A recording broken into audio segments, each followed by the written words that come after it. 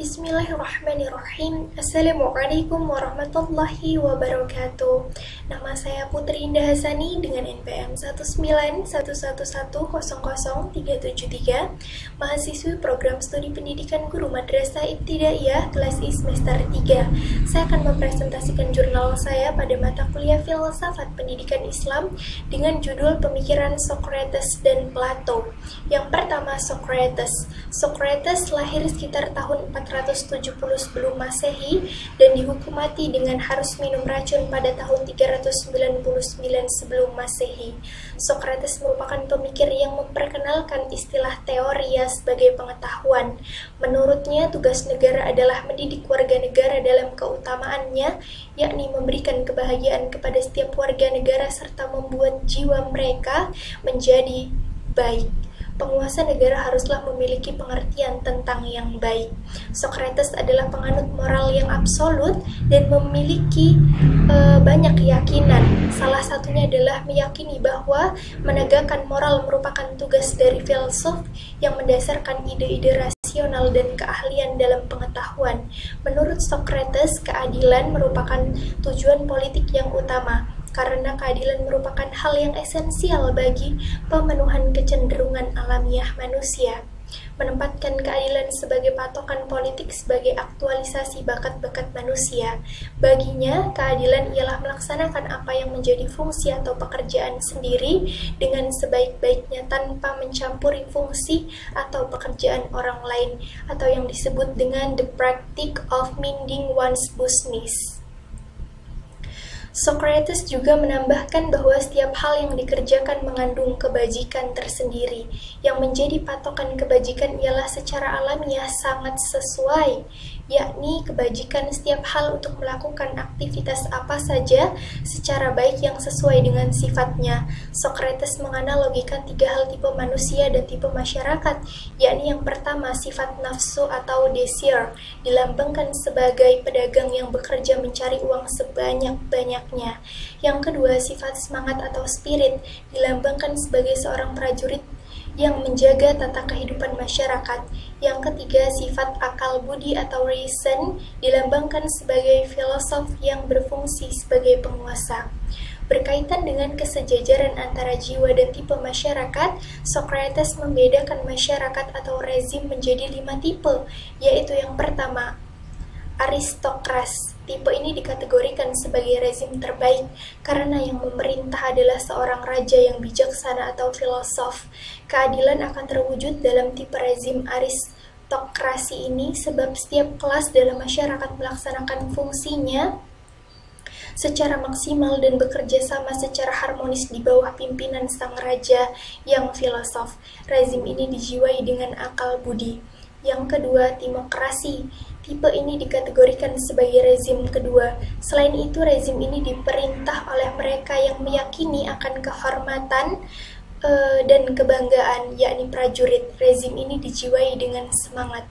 Yang ketiga, oligarki. Tipe ini dikategorikan sebagai rezim yang diperintah oleh kelompok kecil yang memiliki kejayaan melimpah, seperti saudagar dan pengusaha. Rezim ini dijiwai dengan keinginan yang perlu. Yang keempat, demokrasi. Tipe ini dikategorikan sebagai rezim yang dipimpin oleh banyak orang yang hanya mengandalkan atau keinginan yang tak perlu. Yang kelima, tirani. Tipe ini dikategorikan sebagai rezim yang terburuk karena yang memerintahkan seorang tiran yang bertindak sekehendak nafsunya. Seorang tiran tidak mempunyai kontrol atas dirinya, di mana keadilan sama sekali tidak terwujud dalam rezim ini. Pandangan Socrates yang terpenting adalah bahwa pada diri setiap manusia terpendam jawaban mengenai berbagai persoalan dalam dunia nyata. Karena itu, setiap orang sesungguhnya bisa menjawab semua persoalan yang dihadapinya. Socrates mempunyai semboyan, yaitu belajar yang sesungguhnya pada manusia adalah belajar tentang manusia. Yang kedua, Plato. Plato adalah salah satu tokoh filsafat yang terkenal dan mendunia. Plato dilahirkan sekitar tahun 428 atau 427 sebelum Masehi di Athena dan meninggal di tempat yang sama pada tahun 347 sebelum Masehi dalam usia 80 tahun. Filsafat menurut Plato adalah berasal dari pemikiran-pemikiran seorang filsuf yang terkenal pada zamannya, yaitu Socrates, di mana tokoh itu adalah guru sekaligus sumber ide bagi seluruh pemikiran Plato. Socrates dan Plato hidup pada zaman yang berakar dalam peradaban Yunani kuno, yaitu di wilayah Ionia atau kini di pantai barat Turki. Mulai sekitar 600 tahun sebelum Masehi, munculnya filsafat Plato dapat didekati dari sudut pandang yang paling mencolok, yaitu terkait usaha sementara pemikir untuk mencari dan merumuskan suatu asas dari segala-galanya yang kita alami. Pemikiran Plato tentang ide adalah bahwasanya, menurut Plato, ide merupakan sesuatu yang memimpin pemikiran manusia. Ide bukanlah hasil pemikiran subjektif, melainkan sesuatu yang objektif. Plato meneruskan pendapat Socrates bahwa hakikat segala sesuatu bukan hanya dapat diketahui melalui keumuman, melainkan hakikat dari segala sesuatu itu nyata dalam ide. Ide-ide di dunia hadir dalam benda yang konkret, semisal ide manusia ada pada tiap manusia, ide kucing ada pada setiap kucing. Jadi, Plato percaya bahwa segala sesuatu itu dibuat sesuai dengan cetakan atau bentuk yang tak kenal waktu serta kekal dan abadi. Semua yang kita lihat di dunia ini hanyalah fata morgana atau kasat mata, karena yang nyata adalah dunia ide yang tidak bisa berubah. Oleh karena itu, menurut Plato, dunia ide itu lebih nyata dibandingkan dunia yang kasat mata. Pemikiran Plato tentang etika adalah berawal dari tujuan hidup manusia, bahwa Plato menurutnya tujuan hidup manusia adalah kehidupan yang senang dan bahagia, di mana manusia harus mengupayakan kesenangan dan kebahagiaan hidupnya.